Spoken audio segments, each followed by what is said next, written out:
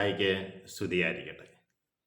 ഈശോ മിശിഹായിൽ സ്നേഹിക്കപ്പെടുന്ന മാതാപിതാക്കളെ, സഹോദരങ്ങളെ, പ്രഭാതത്തിൽ ദൈവത്തിൻ്റെ അനന്തമായ സ്നേഹവും കൃപയും സൗഖ്യവും നമ്മുടെ ജീവിതത്തിൽ വന്ന് നിറയട്ടെ എന്ന് പ്രാർത്ഥിക്കുന്നു.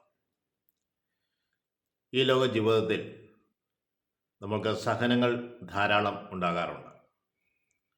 ഈ സഹനങ്ങളെ നോക്കിയിരുന്നാൽ നമ്മൾക്ക് ഒരിക്കലും മുന്നോട്ട് പോകാൻ സാധിക്കുകയില്ല.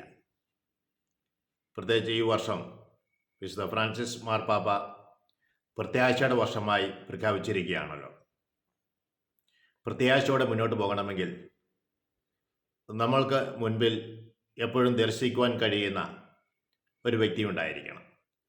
ആ വ്യക്തിയുടെ മാർഗങ്ങളെ പിൻചെല്ലുമ്പോഴാണ് മറ്റുള്ളതെല്ലാം നമുക്ക് നിസ്സാരമാണെന്നും ഇതൊന്നും വലിയ പ്രശ്നമല്ല എന്നും നമുക്ക് തോന്നിത്തുടങ്ങുക. വിശുദ്ധ യോഹന്നാൻ ശ്ലീഹ അറിയിച്ച സുവിശേഷം 19-ാം അധ്യായം 17-ാം തിരുവചനം മുതൽ വായിച്ചു തുടങ്ങുമ്പോൾ നാം ഇപ്രകാരം കാണുന്നുണ്ട്. അവൻ സ്വയം കുരിശു വഹിച്ചുകൊണ്ട് തലയോടിയിടം, ഹെബ്രായ ഭാഷയിൽ ഗൊൽഗോഥ എന്ന് പറയുന്ന സ്ഥലത്തേക്ക് അവൻ പോയി. ഈശോയുടെ കുരിശുമരണത്തെ സൂചിപ്പിക്കുന്നതാണ്. അവൻ സ്വയം കുരിശ് ചുമന്നുകൊണ്ട് തലയോടിയിടം എന്ന് പറയുന്ന സ്ഥലത്തേക്ക് ചെന്നു. അവർ അവനെ അവിടെ ക്രൂശിച്ചു. സഹനങ്ങൾ ഉണ്ടാകുമ്പോൾ നമ്മുടെ മുമ്പിൽ എപ്പോഴും ദർശിക്കേണ്ടത് കുരിശ് വഹിക്കുന്ന, കുരിശിൽ നമുക്ക് വേണ്ടി ജീവൻ വെടിഞ്ഞ് വീണ്ടും ഉയർത്തെഴുന്നേറ്റ മിശിഹയെ നമ്മൾ ദർശിക്കണം.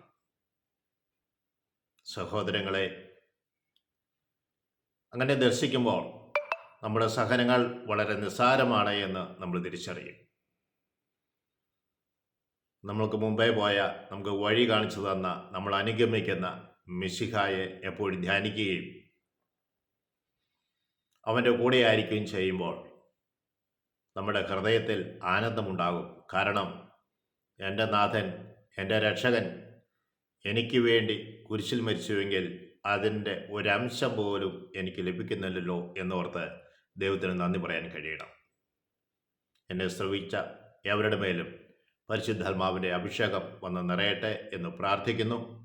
പരിശുദ്ധ അമ്മയെ ആശ്രയ മാതാവെ, ഞങ്ങൾക്ക് വേണ്ടി പ്രത്യേകമായി മധ്യസ്ഥം വഹിക്കണമേ.